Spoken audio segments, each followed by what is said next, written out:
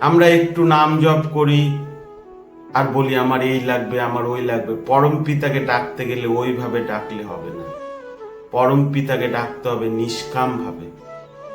তুমি অন্যের ভালো চাও, অন্যের সবসময় মঙ্গল চাও, পরম পিতা তোমার মঙ্গল এমনি এমনিই করবে।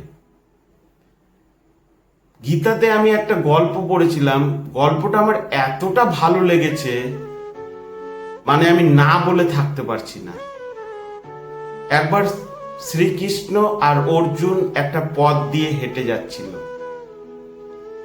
পথে একটা ভিখারি বসে ভিক্ষা করছিল। তো অর্জুন বলল, এই ভিখারিটা ভিক্ষা কেন করছে ঠাকুর, এর জীবনে এত দুঃখ কেন? তখন শ্রীকৃষ্ণ বলল, যা ভিখারিটার সাথে গিয়ে কথা বল। সেই মতো অর্জুন ভিখারিটার সাথে গিয়ে কথা বলল। ভিখারিটা বলল যে আমার পয়সা নাই, টাকা নাই, কিচ্ছু নাই, আমি ভিক্ষা করব না তো কি করব, আমি চলবো কি করে, আমাকে কে দেখবে? তখন অর্জুন ব্যাগ থেকে অনেকগুলা সোনার কয়েন তার হাতে দিয়ে দিল। তখন ভিখারিটা আনন্দে লাফাতে শুরু করে দিল, বলল আমি বড় লোক হয়ে যাব, আমি সব থেকে বড় লোক হয়ে যাব, আমি আর ভিক্ষা করব না, গাড়িতে চলবো, এই চলবো, শুধু আমি এই হয়ে যাব, আমি ওই হয়ে যাব, এই যাব। এরকম বলতে বলতে যখন বাড়ির দিকে রওনা হলো, তখন একটা চোর এসে তার হাত থেকে ওই সোনার কয়েনের থলিটা চুরি করে নিয়ে পালিয়ে গেল। ভিখারিটা তো কাঁদতে কাঁদতে আবার ভিক্ষা করতে বসে গেল, কারণ যে সোনার কয়েনগুলো অর্জুন দিয়েছিল সে কয়েন তো চোরটা চুরি করে নিয়ে ভেগে গেল, সে আবার ভিখারি হয়ে গেল। তারপর যখন শ্রীকৃষ্ণ আর অর্জুন যখন ওই রাস্তা দিয়ে আবার ফিরে আসছিল, দেখছিল ওই ভিখারিটা আবার ওই জায়গাটাতেই ভিক্ষা করছে। অর্জুন গিয়ে খুব রেগে গেল আর বলল, তোমাকে এতগুলা সোনার কয়েন দিলাম, তুমি আবার ভিক্ষা করতে বসলা। তখন ভিখারিটা বলল, তুমি যে সোনার কয়েনগুলা দিয়েছিলে ওই সোনার কয়েনগুলা চোররা নিয়ে ভেগে গেল, আমি কি করব, আমাকে তো সংসার চালাতে হবে। তখন অর্জুন তার থলি থেকে বের করে একটা হীরা দিল, মানে ওই সোনার কয়েনের থেকেও অনেক দামি। সেই হীরাটা পেয়ে ওই ভিখারিটা লুকিয়ে নিয়ে এসে বাড়ির মধ্যে একটা কলসি ছিল, চুপচাপ ওই কলসিটার মধ্যে রেখে দিল। আর রাত্রে যখন ঘুমালো, ভাবতে আরম্ভ করলো, আমি তো কালকে থেকে বড় লোক হয়ে যাব, আমাকে আর কে পায়, আমার গাড়ি হবে, বাড়ি হবে, ধন সম্পত্তি হবে, বিশাল জায়গার মালিক হবো, প্রতিদিন রাজভোগ খাবো, আমাকে আর কে পায়। এইভাবে আনন্দ করতে করতে ঘুমালো। সকালে উঠে ওর বউটা তো কাউকে তো বলেনি, বউটা কলসিটা নিয়ে গিয়ে পুকুরে জল ভরতে গেল। পুকুরে যখন জল ভরার জন্য কলসিটা ত্যাগ করলো, হীরাটা পড়ে গেল। সকালে উঠে যখন কলসি খুঁজছে, বউ বলল, কলসি কেন খুঁজছো? কলসিটা পুকুরে নিয়ে গিয়ে জল ভরতে গেছিলাম, এই যে জল ভরে এনেছি। তারপর ভিখারিটা অনেক কলসিটার মধ্যে হাত রাখলো, ওই হীরাটা পুকুরের মধ্যে পড়ে গেছে। ভিখারিটা তো আবার কাঁদতে আরম্ভ করে দিল, মনের দুঃখে পুরো ভেঙে পড়ল। তখন আবার ওই জায়গাটাতে ভিক্ষা করতে গেল। আবার শ্রীকৃষ্ণ আর অর্জুন ওই ভিখারিটাকে দেখলো ওখানে ভিক্ষা করছে। অর্জুন তো শ্রীকৃষ্ণকে প্রণাম করে বলল, ঈশ্বর, আমি আর এর সাথে পারবো না, আমি যতই একে বড় লোক করতে চাই, আমি আর একে বড় লোক করতে পারছি না। এই ভিক্ষা করছে, তুমি এর পথ প্রদর্শন হও, তুমি ওকে পথ দেখাও। তখন শ্রীকৃষ্ণ গিয়ে ওকে 2টা টাকা দিল, 1 টাকা 1 টাকা 2 টাকা দিল। তখন ভিখারিটা ওই 2 টাকা নিয়ে আস্তে আস্তে বাড়ির দিকে রওনা দিল। তো একটা মাছওয়ালা মাছ বিক্রি করছিল থলিতে করে, সব মাছ মরে গেছিল, একটা মাছ খুব ছটপট করছিল, মানে মাছটা এত ছটপট করছিল, ওই ভিখারিটা তা দেখে আর ঠিক থাকতে পারলো না, বলল, আমার সোনার কয়েন চলে গেল, হীরা চলে গেল, আর কি করব এই 2 টাকা নিয়ে? এই মাছটাকে যদি আমি জীবনদান দিতে পারি, তবু মাছটা তো বাঁচবে, মাছটার তো মঙ্গল হবে। তখন ওই 2 টাকা ওই মাছওয়ালাকে দিয়ে ওই মাছটা কোলে করে নিয়ে গিয়ে পুকুরে ছেড়ে দিল। যখন মাছটাকে পুকুরে ছাড়তে গেল, তখন মাছের মুখ থেকে ওই হীরাটা, যেটা অর্জুন দিয়েছিল, ওই হীরাটা মুখ থেকে পড়লো। হীরাটা সে পেয়ে গেল। সে খুব আনন্দে লাফাতে থাকলো, আমি পেয়ে গেছি, আমি পেয়ে গেছি, আমি পেয়ে গেছি। মাছটাকে ছেড়ে দিল আর হীরাটা নিয়ে বললো, আমি পেয়ে গেছি, আমি পেয়ে গেছি।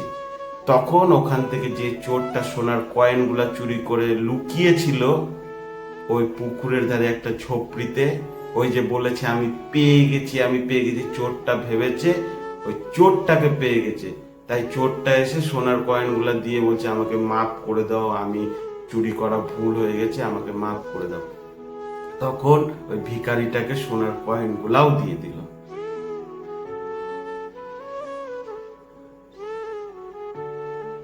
তখন অর্জুন বলল, ভগবান এ কি তোমার লীলা? আমি ওকে সোনার কয়েন দিলাম, সোনার কয়েনগুলা হারিয়ে দিল, হীরা দিলাম, পুকুরে পড়ে গেল, কিন্তু তুমি 2 টাকা দিয়ে সবকিছু পাইয়ে দিলে। তখন শ্রীকৃষ্ণ বলল, তুই যখন সোনার কয়েনগুলা দিয়েছিলি, ওই তখন কিন্তু সবসময় নিজের কথাগুলোই ভাবছিল। তারপর তুই যখন হীরা দিলি, তখন ওই সবসময় নিজের স্বার্থের কথাই চিন্তা করছিল, বড় লোক হবো, গাড়ি কিনবো, বাড়ি, সবসময় নিজের কথাই ভাবছিল, তাই কিচ্ছু ওর থাকেনি। কিন্তু যখন আমি ওকে 2 টাকা দিলাম, 2টা কয়েন দিলাম, ওই কিন্তু নিজের কথা ভাবেনি, ওই অন্যর কথা ভেবেছে, ওই মাস্টার কথা ভেবেছে। আর অন্যজনের ভালো চেলে তোমার নিজের ভালো হবে, তাই গল্পটা থেকে বোঝা যায়। তাই কোনো সময় নিজের কথা ভাবতে নাই, নিজের ভালোর কথা চিন্তা করতে নাই, সব সময় সমাজের ভালোর কথা চিন্তা করতে হবে, সব সময় অন্যের মঙ্গল কামনা করতে হবে। তুমি নিজের হাত পায়ে গিয়ে সেবা করতে পারবে না, কিন্তু মনে মনে সব সময় সবার ভালো চাইবা। কারো চাকরি হয়ে গেল, মনে মনে আনন্দ পাবা, পরম পিতা ওরা আরো মঙ্গল করবে। কারো 1 কোটি টাকা লটারি লাগলো, হিংসা করবে না যে আমি কেন পেলাম না, বলবা ঠাকুর ওই যেন এর আগের জন্মে কোনো পুণ্যি কাজ করেছে, তাই পরম পিতা ওকে দিয়েছে, ঠাকুর তুমি যেন আরো ওকে ধন সম্পত্তি দাও, আরো ওর ভালো করো। যখন তুমি পরের ব্যাপারে ভালো ভাবতে লাগবা, ভালো সোচতে থাকবে, তোমার ভালো পরম পিতা করবে।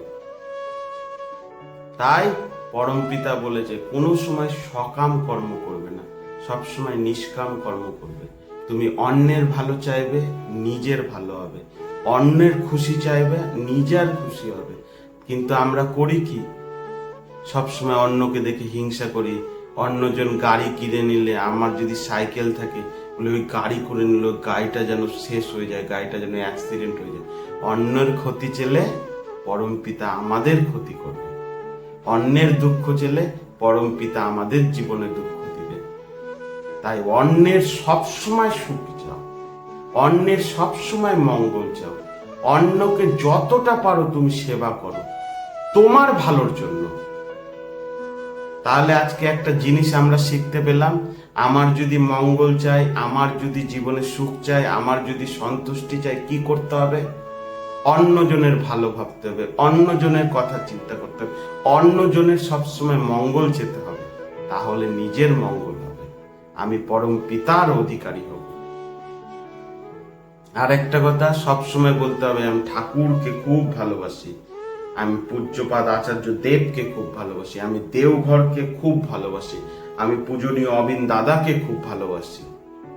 ভালোবাসি ভালোবাসি বলতেই তোমার কানেক্টটা হয়ে যাবে ভগবানের সাথে, তোমার কানেক্টটা হয়ে যাবে পরম পিতার সাথে, তোমার কানেক্টটা হয়ে যাবে শ্রী শ্রী ঠাকুরের সাথে। আর তোমার কানেক্ট যখন শ্রী শ্রী ঠাকুরের সাথে হয়ে যাবে, তাহলে তো তোমার অমঙ্গল আর কার সাধ্য?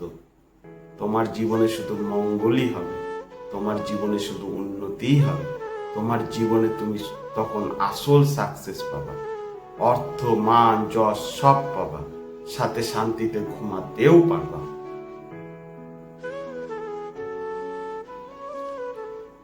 ঠাকুরকে ডাকলে ঠাকুরের যে কি গুণ তা আমরা বলে বোঝাতে পারবো না। তবে ছোট্ট একটা কথাতে বোঝানোর চেষ্টা করব।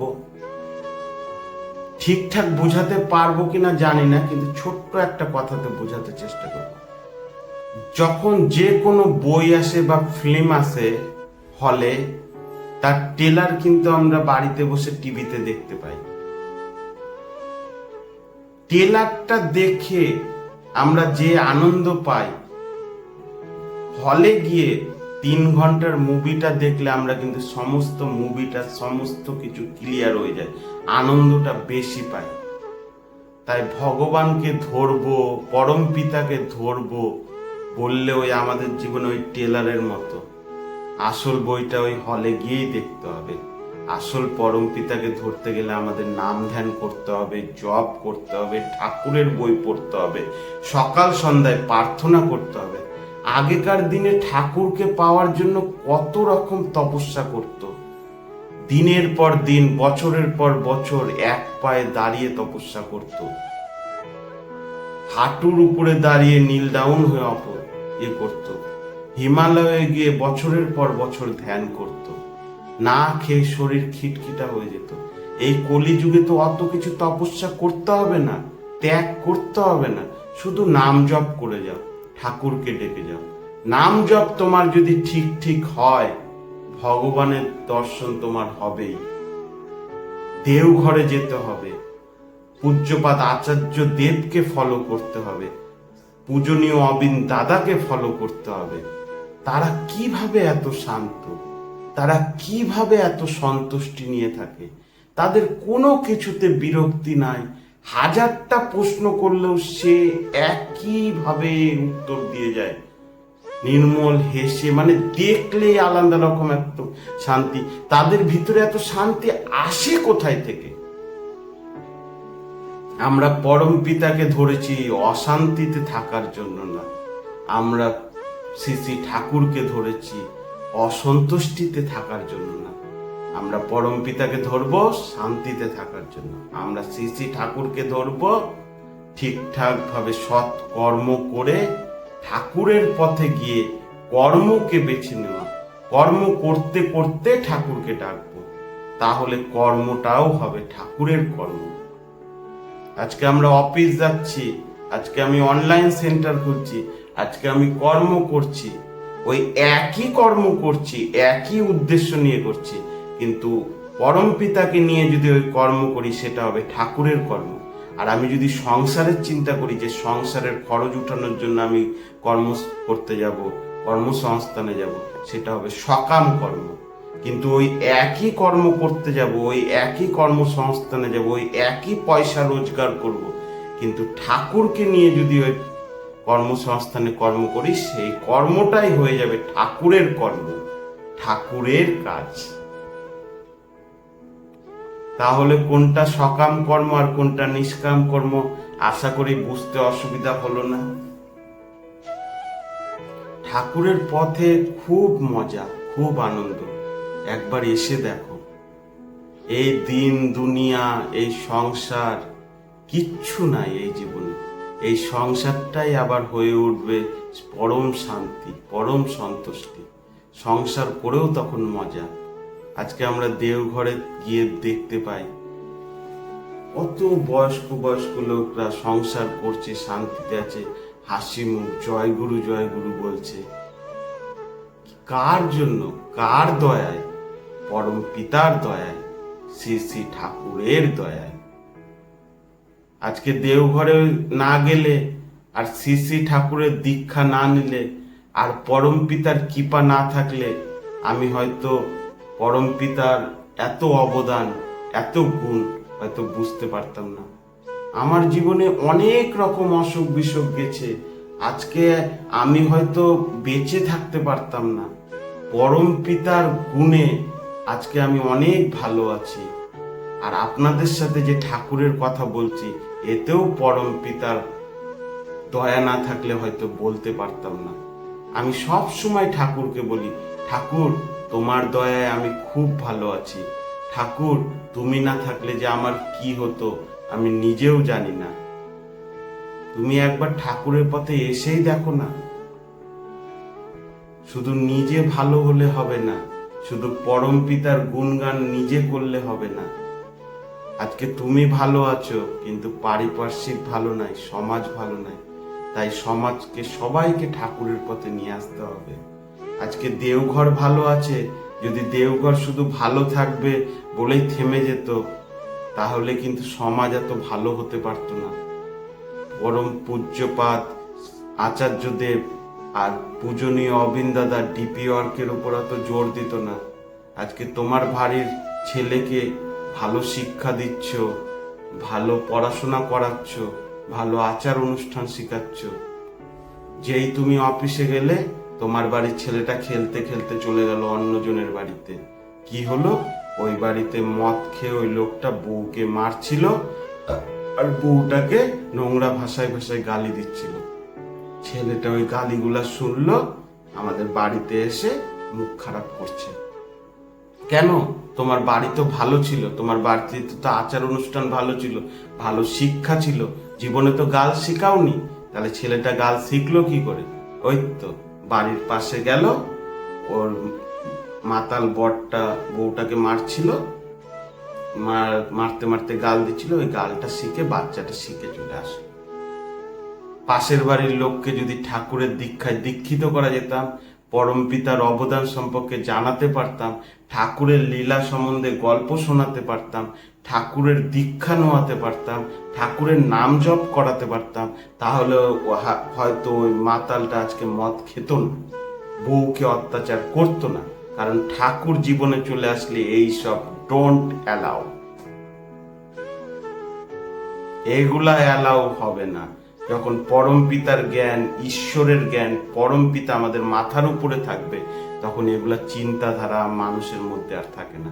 ওই নিশ্চয়ই ভালো হয়ে যেত, আর ওই ভালো হলে বাচ্চাটা ওই বাড়িতে খেলতে গেলেও দুটা ঠাকুরের কথা শিখে আসতো, গাল শিখে আসতো না, ঠাকুরের কথা শিখে আসতো। তাই শুধু পরম পিতার অবদান, পরম পিতার দয়া নিজে পেলে চলবে না, পরম পিতার দয়া গোটা সমাজের মধ্যে ছড়িয়ে দিতে হবে। গোটা সমাজ যখন ভালো হবে, আমরাও ভালো হব। তাই তো প্রতিদিন সমাজে কারো না কারো বাড়িতে সৎসঙ্গ হয়, ঠাকুরের নাম কীর্তন হয়। কেন হয়? সমাজটাকে ভালো করার জন্য। আজকে মাঝে মাঝেই দেখি এর বাড়িতে সৎসঙ্গ, ওই গুরু ভাইয়ের বাড়ির সৎসঙ্গ, ওই গুরু মায়ের বাড়ির সৎসঙ্গ, ওই দাদার বাড়িতে সৎসঙ্গ। কেন?